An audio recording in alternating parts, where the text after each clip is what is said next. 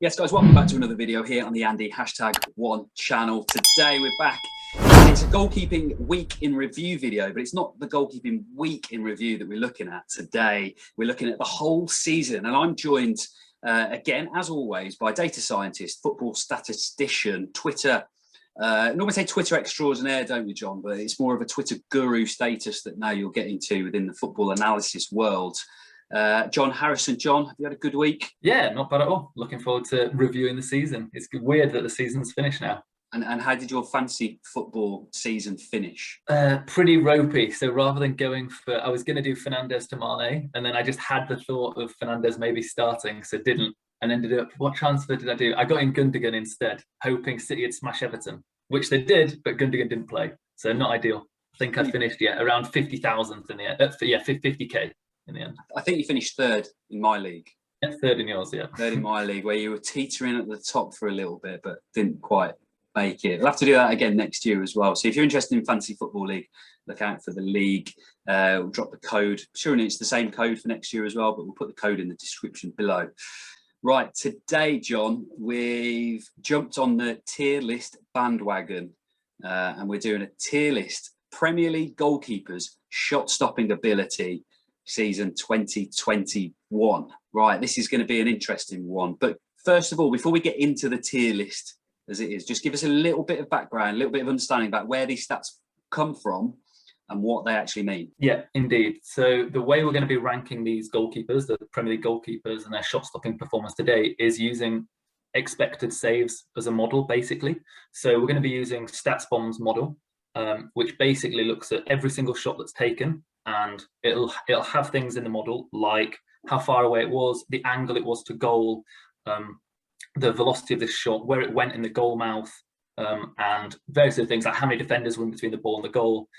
And it'll use that to calculate a probability that that shot will be saved.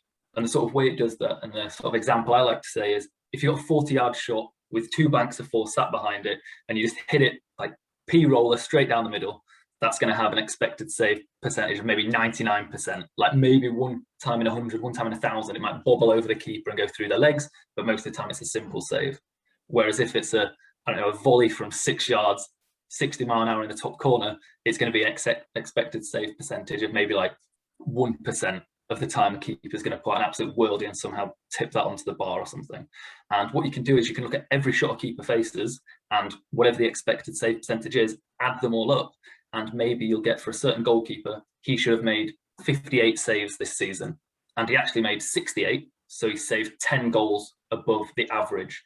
And the way the averaging is sort of done is you just look at all of the shots over, I think StatsBomb do it over Europe's big 5 leagues for like the last 5-10 years, and average it all out over there. So you can just see who's performing better than the sort of average top flight goalkeeper in Europe.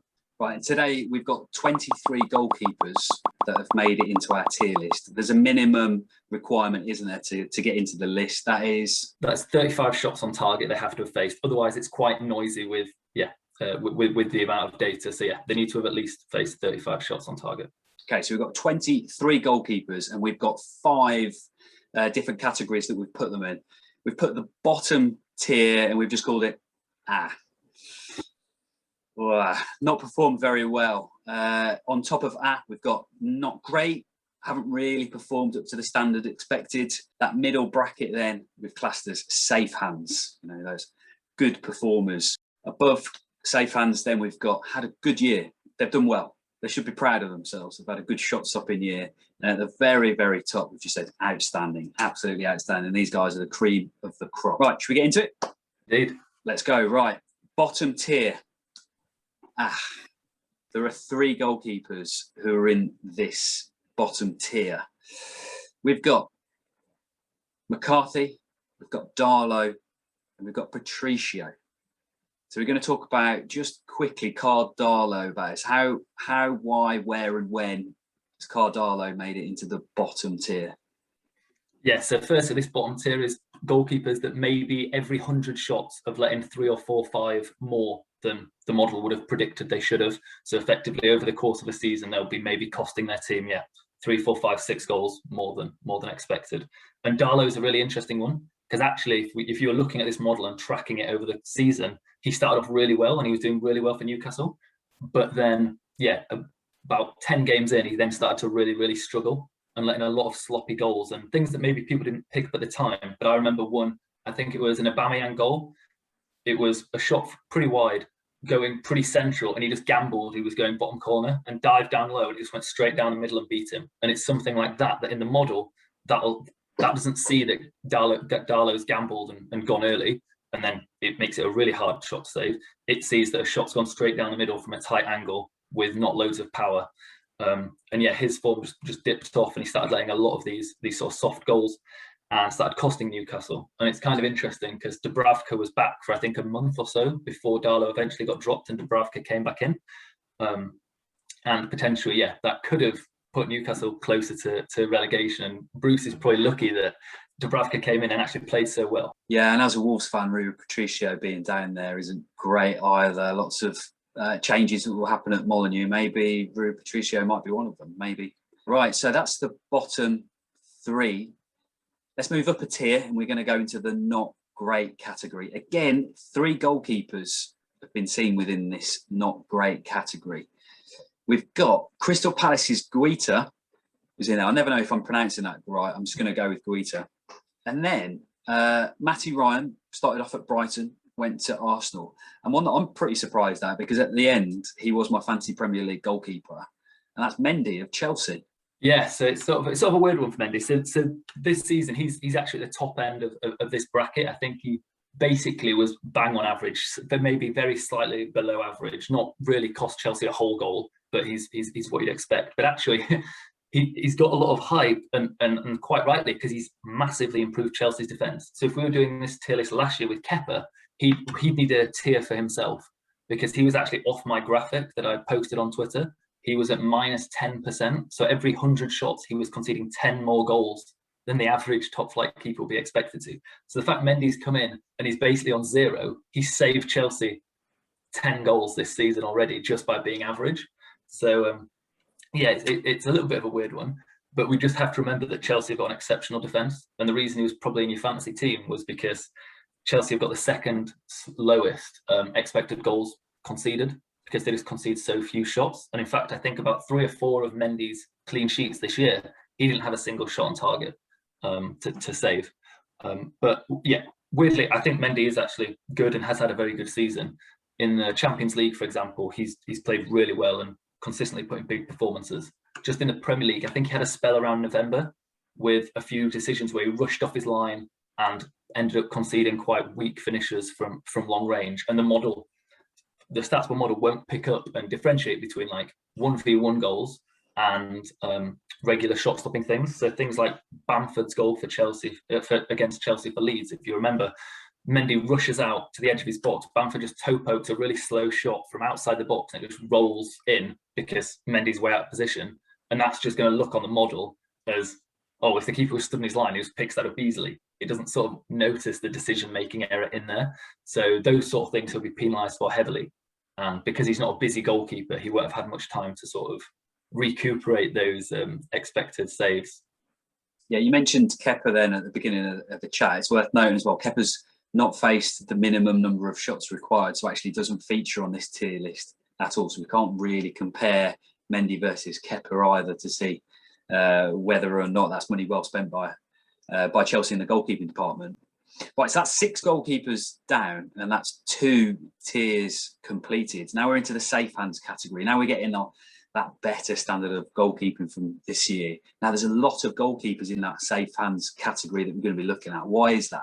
Yeah, so it's just turned out this year in the Premier League, we just had an amazing amount of solid, good performances that are above expectation for, like I said at the beginning of the video, this is sort of averaged over Europe's every shot taken in Europe's top 5 leagues for the past 5 years. So previously, if we did this tier list last year or the year before, we have a much more even spread of keepers down at the bottom and keepers up at the top. But this year, fair play to them, the Premier League keepers have done really, really well. I think if we look at the Bundesliga and maybe Liga this year, they've got a lot more of their keepers are down at the bottom because they just haven't played as well. But the Premier League at the moment is blessed with good goalkeepers, and they've performed really well in the shot-stopping department. Fantastic, right. So the first 2 entrants into that safe hands category, Man United goalkeepers, both of them, got Dean Henderson and David De Gea, both in that same category.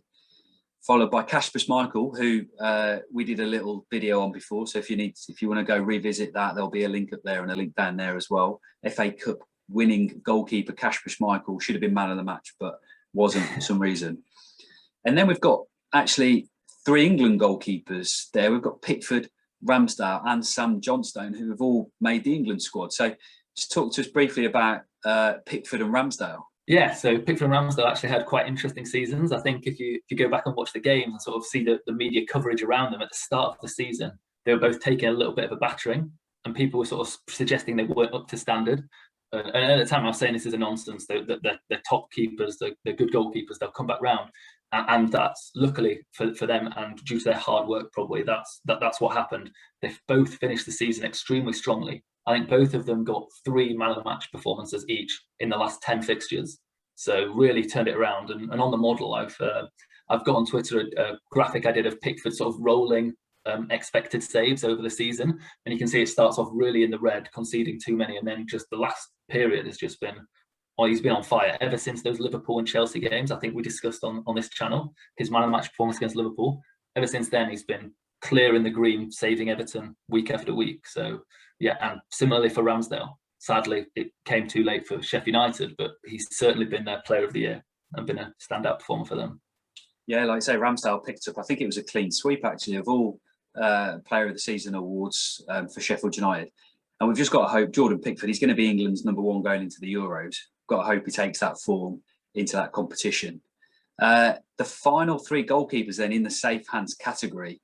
Dubravka, we spoke about in terms of Darlow and the difference between those 2. Fabianski, and also we had a little chat about where Leno should sit. We've put him in the safe hands category, but you think he could potentially be one above in had a good year, don't you? Yeah, I think it's kind of tight because it depends exactly what the boundaries you're picking of how many goals above average do they need to save to be in that category. And I think Leno, saved Arsenal about 4 goals this year above what an average goalkeeper, 3 or 4 goals above what an average goalkeeper would be expected to. And I just thought that maybe slightly enough to say, oh, he's had a good year. Because Leno will get a bit of a bashing because Martinez has played so amazingly, and we'll come to Martinez later. But I do like to remind Arsenal fans that, they maybe did make a bad decision selling Martinez and keeping Leno. But Leno will always be in this category of saving more goals than the average top flight keeper will be expected to. It's just that Martinez over the last 2 seasons has been just on a different level. So it's not like they've given away really good and we've got really bad. They've given away very good and they've still got a good goalkeeper. Yeah. Okay, well, I've made the executive decision. He's in the same category. Right, we're moving up a tier now. We're getting into that top bracket goalkeepers. We've got 8 left. So we're into had a good year. And the first goalkeeper on the list here has not made the France Euro 2021 squad. His Leeds is Meslier. It's a silent S, right? Meslier. Yeah, indeed. No, Meslier has had an absolutely fantastic season. And I think he will be gutted that he's not made the French squad. I think they've gone for experience, picking Mandanda instead of him, which for me is always a weird choice because I'm like, Lloris is going to start. You might as well get the next generation prepared and have an experience in a full Euros tournament. But Meslier is only 21, 22, I think. So I'm sure he'll be banging on the door for years to come. And I think it's just so impressive that such a young goalkeeper has first season in the Premier League. He's top of not top, but in around the top 5, coming for crosses, decent sweeper, really good with his feet, and he's one of the top shot stoppers as well. I think France have a serious goalkeeper on their hands, and so do Leeds for years to come. Next in the had a good year is unfortunately injured for England's perspective, Nick Pope, who's had another great season for Burnley. Then we've got champion Golden Glove winner, no matter what you think of Golden Glove as an award to give, Ederson. And then Arsenal's ex-goalkeeper, now Aston Villa, Martinez, makes up the had a good year spots. So we've got those 4 in there. Right, which leaves 4 to go. We're now into that top outstanding category. Now we spoke about Meslier and France. So the next goalkeeper on the list, Hugo Lloris, sits into that outstanding category. Now, Hugo Lloris is one of those goalkeepers who always seems to be prone to criticism, but has had another outstanding season. Yeah, I think Lloris is top of this metric, basically, as in the top bracket. Basically, every year that they've got this advanced data for, I don't think I've ever seen him not in the top 3 or 4 goalkeepers in the Premier League for shot stopping. And that's just because if you watch him, his reflexes are just so quick, and he very rarely makes a shot stopping mistake. And the one thing about this model that I do think can be improved on is sort of grouping different types of shots and different types of things, because the mistakes Lloris does make don't really get picked up by this sort of model. The mistakes Lloris will make is he'll come for a cross and drop it, and someone will have a tap in 3 yards out. But because it's a shot from 3 yards out, the model will be like, oh, expected saves of, I don't know, 10%, 15%. So it doesn't look like a howler. Whereas, yeah, if you were incorporating different things into the model, you could maybe pick that out. But Lloris is a shot stopper. I don't think there's ever been any question about him. He's one of the best in modern history, definitely. And I think we've gone in previous videos, I think, about his sort of set position and the way he pulses his feet and just how explosive he is and how well he reads shots. He's definitely and always is one of the top goalkeepers in terms of shot stopping. And I think people get blinded by, and he doesn't make that many mistakes. I think I did a piece on it on Twitter a while back. I think he only makes maybe 2 or 3 mistakes a year, but they're all like, oh wow. They're all those sort of ones that pundits will love to get on the back of, and they'll remember. So they'll like to slate him for that, and then somehow they manage to forget about the times he claws out the top corner. Yeah, I mean, whenever if you want to go Google, YouTube, Hugo Lloris top saves, always I like about him, he always seems to have depth. He's always giving himself time on the ball, and those big saves seem to be when he's very, very close to his line. Right, so Lloris was in 4th position. In 3rd place on this model is the goal-scoring goalkeeper himself, Liverpool's number 1, Alisson. Yeah, and Alisson's also had a weirdly similar year to Ramsdale and Pickford in that he started off pretty shaky. He was looking like people were starting to doubt him and saying, "Oh, as Alisson lost his edge, lost whatever was keeping him at such a high level last year." But then it seems, I think basically since February, Alisson's been on absolute fire. Again, I was looking at his sort of rolling expected saves graphic, and the last sort of 10, 15 games of the season, he was unbelievable. I think against Newcastle and Leeds in back-to-back games, he saved 3 one-on-ones in each game. And something that I talk about a lot is the 1v1 saving stuff. And Alisson's decision making improved an outrageous amount this year, and I think that's probably why it's put him in this 3rd place. Because last year he had a few moments, and people remember the Watford game, a Man City game. I think against Brighton when he got sent off, he was rushing out a lot and trying to engage strikers when they'd only just got inside his box, and he was being chipped and they were rounding him and he was giving away penalties and things. And he's managed to get rid of that at the back end of this year. And what I really liked I think it was Newcastle, Fulham and Leeds games, there was 1v1s in and around the edge of the box, and he just held his position deep and was like, come on then, try and beat me. They had a shot, dive, tipped around post, dive, caught it. Maybe they took a touch. He then came out and engaged, made the save. And I think, his decision-making really helped him out at the back end of the season. And I think that's a great thing for a goalkeeper. Because if your decisions are making your saves easier, it's a much better position to be in than if your reflexes constantly have to bail you out. Because that means if you get it slightly wrong, you've conceded a goal. Whereas if your decision-making's there, a lot has to go wrong for you to start conceding sloppy goals. So if Alisson's in 3rd place, I think 2 goalkeepers who wouldn't necessarily be thought of in the top 2 positions are actually occupying them. So Alisson takes the bronze. In silver position is Fulham, the relegated Fulham, goalkeeper Areola. Yeah, and I think, as we said with Ramsdale, I think Areola did get Fulham's Player of the Year award this year, potentially. He's been absolutely outstanding. He's on loan, so he's not going to be playing for Fulham next year, I don't think, unless he makes a permanent move there. But he's been absolutely outstanding this year. And it seems week in, week out, Fulham have been absolutely peppered with shots, and he's been making worldy save after worldy save. And indeed, the model from StatsBomb picks this up and has him as being the 2nd best shot stopper. And I think, the thing I like about Areola is it's not just his shot stopping. It's not included in this tier list, but his coming for crosses and his sweeping up and playing the ball with his feet are also exceptional. And I think is another young French goalkeeper, well, pretty young French goalkeeper, it's crazy that he hasn't made the French squad either. So yeah, top keeper. So then that begs the question: is who has taken the gold medal? I was going to say the gold position, but the number one position, the number one of goalkeepers. And again, it's someone who's been lauded, but who's gone a little bit under the radar. It's been, it's one of those goalkeepers who has performed obviously exceptionally well, but not necessarily got the plaudits for it in the right circles. We are talking about Brighton's goalkeeper, Sanchez. Yeah, indeed. No, Sanchez has been outstanding this year. And I think a lot did get spoken about him, like in December at time. I think whenever the Graham Potter decided he was not going to be happy with Matty Ryan anymore, and he was going to bring Sanchez in, a lot got spoken about him then because he was making save after save. And I think Brighton were keeping clean sheets against the likes of City and Chelsea and other big teams. But yeah, he's just kept his form. He's managed to hit the ground running. He's crazily young as well. I think early 20s, and he's got his call up to the Spain squad, which is great for him. Gets to play with his hero De Gea that he talks about quite often in the media.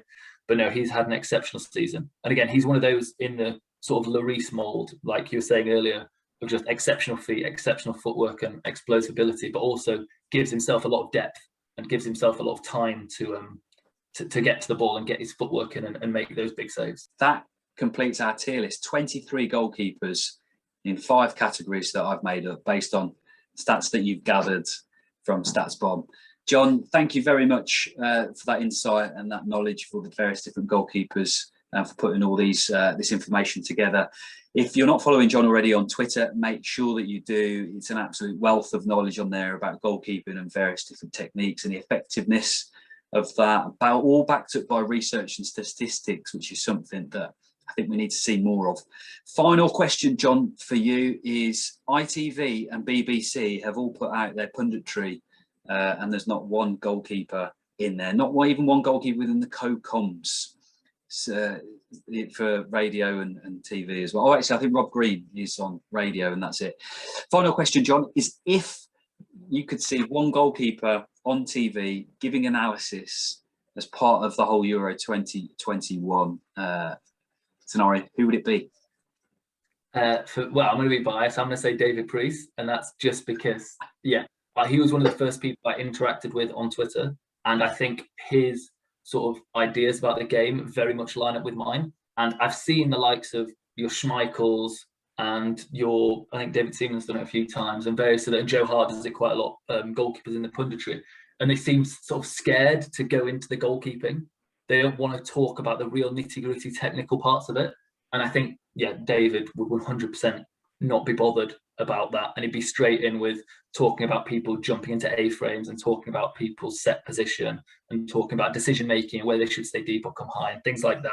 And I think it'd offer real insight. So for me, you don't have to be the hugest name, won 4 World Cups or won a million Champions Leagues. I think if you've got the confidence and courage to know that people will care if you discuss the nitty-gritty, I think that's actually what we need in terms of a goalkeeping pundit. Yeah, and a very good shout as well. If you're not following David Priest on Twitter as well, mate, make sure that you do some very good things. I think, unfortunately, we're going to have Euro 2021 with Gary Neville doing his goalkeeping impressions again, which will be interesting to see. John, massive thank you for this and for all the videos that we've put together this season. It's been an absolute joy from my perspective, good learning experience as well. Like I said before, it's a little bit of CPD. I like it. Continuous professional development there. Just going to get a little bit more knowledge from you. So thank you very much for those insights. Thank you everybody for watching this video. If you have enjoyed it, make sure that you hit that like button, subscribe as well for more content. Got some training videos soon, which hopefully, John, you'll be involved in as well whenever I get to organise them, which should be soon. It's on my list my to-do list of things I need to get on with. Thank you very much for watching. Subscribe, like, and all that jazz, and we'll see you all soon.